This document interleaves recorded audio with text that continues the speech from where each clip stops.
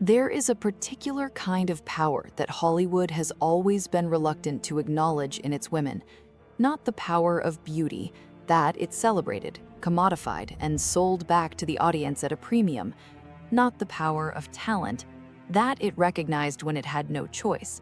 The power of knowing exactly what you are worth, demanding exactly that, and refusing to take a single step backward, regardless of who is doing the asking.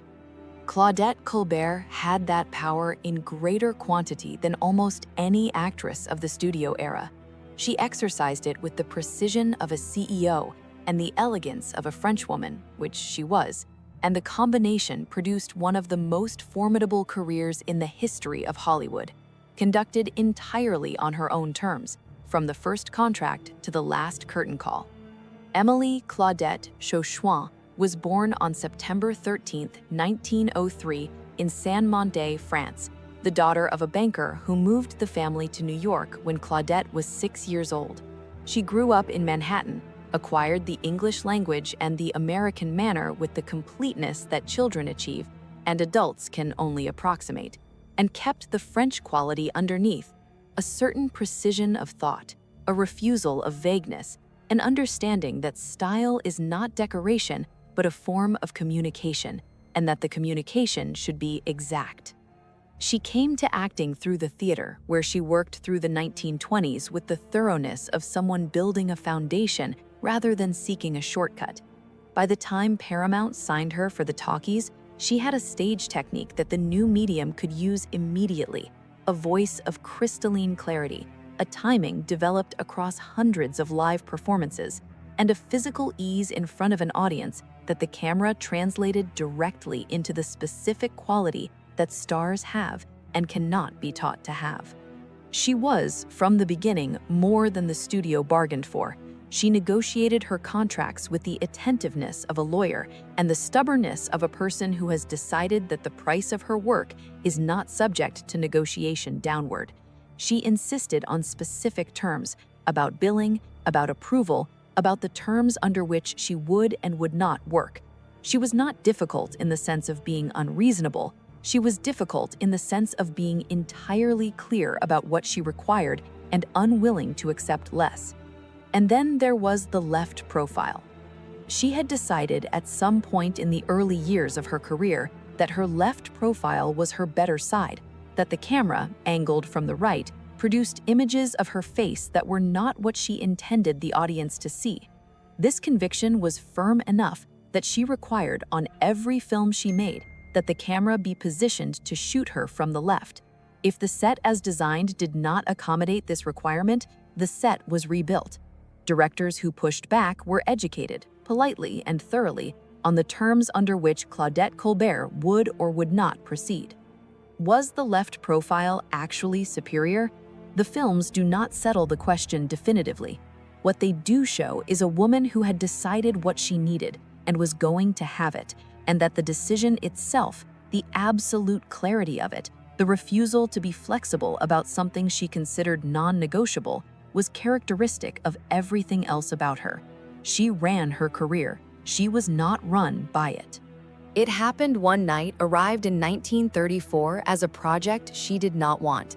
Columbia Pictures was not Paramount. It was a smaller studio with a lower prestige, and the script, a road comedy about a runaway heiress and the newspaper reporter who pursues her, did not immediately present itself as the film that would define the screwball comedy genre and win every major Academy Award of its year.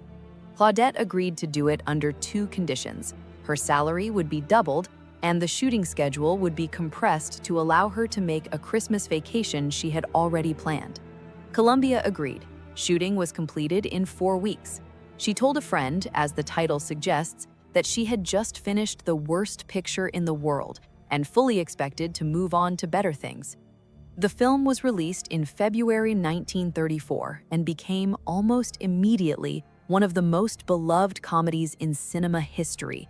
It swept the Academy Awards: Best Picture, Best Director, Best Screenplay, Best Actor for Clark Gable, and Best Actress for Claudette Colbert, in a clean 5-award sweep that had not been achieved before and would not be achieved again for decades. She was at the train station, about to depart for her Christmas vacation, when she was informed she had won. She was brought to the ceremony, accepted the award, and left. The performance for which she won it is a masterclass in the specific skill of screwball comedy, a genre that looks, from the outside, like chaos, and that is, from the inside, a form of precision engineering. The timing has to be exact. The intelligence of the character has to be visible without being stated. The transition between comedy and genuine feeling has to be seamless, because the moment the audience sees the seam, the spell breaks. Claudette Colbert managed all of this with the ease of a woman doing something she understood completely, making it look like something she had just decided to do. She was, across the 1930s, the dominant actress of the screwball form, the genre that took the battle of the sexes and reframed it as a battle of equals, where the woman was as sharp as the man and frequently sharper, where the happy ending required both parties to be genuinely matched rather than the woman being genuinely diminished.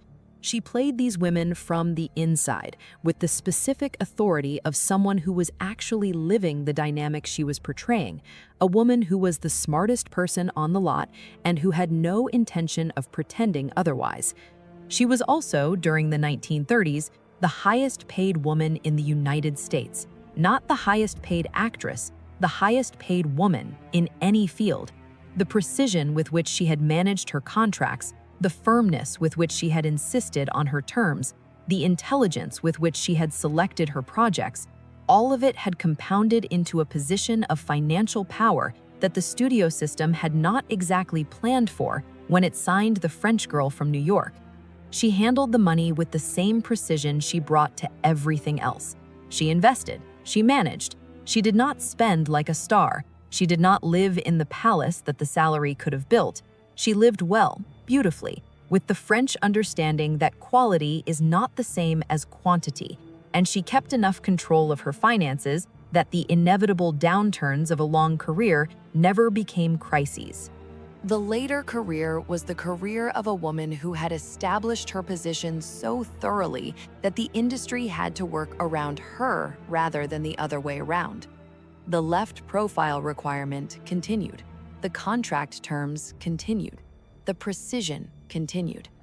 Directors who worked with her in the 1940s and 1950s found, as the directors of the 1930s had found, that she arrived on set knowing her lines, knowing the shots, knowing exactly what she needed, and that the efficiency of her preparation saved more time than the eccentricities cost.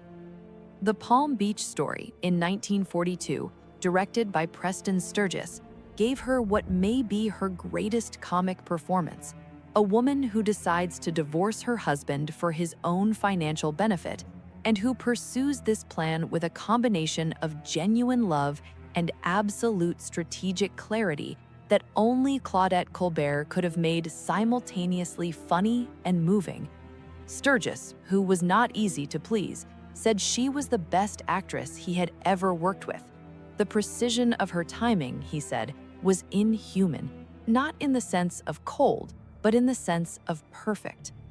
Since You Went Away in 1944 gave her the dramatic range that the comedies had not required, and demonstrated that the woman who had mastered the screwball form had been holding something in reserve. She received her second Academy Award nomination. The performance is everything the comedies were not: still, internal, carrying the specific weight of a woman managing a wartime household and a wartime heart. And it is completely convincing because the intelligence that she brought to the comedy was always available for more serious purposes. She worked on stage and screen through the 1950s and into the 1960s, adapting to the changing landscape of the industry with the same deliberateness she had always brought to her choices. When the offers stopped being interesting, she stopped accepting them. When the stage offered better material than the screen, she did the stage. She was not sentimental about the form, she was loyal to the work, which is a different and more demanding loyalty.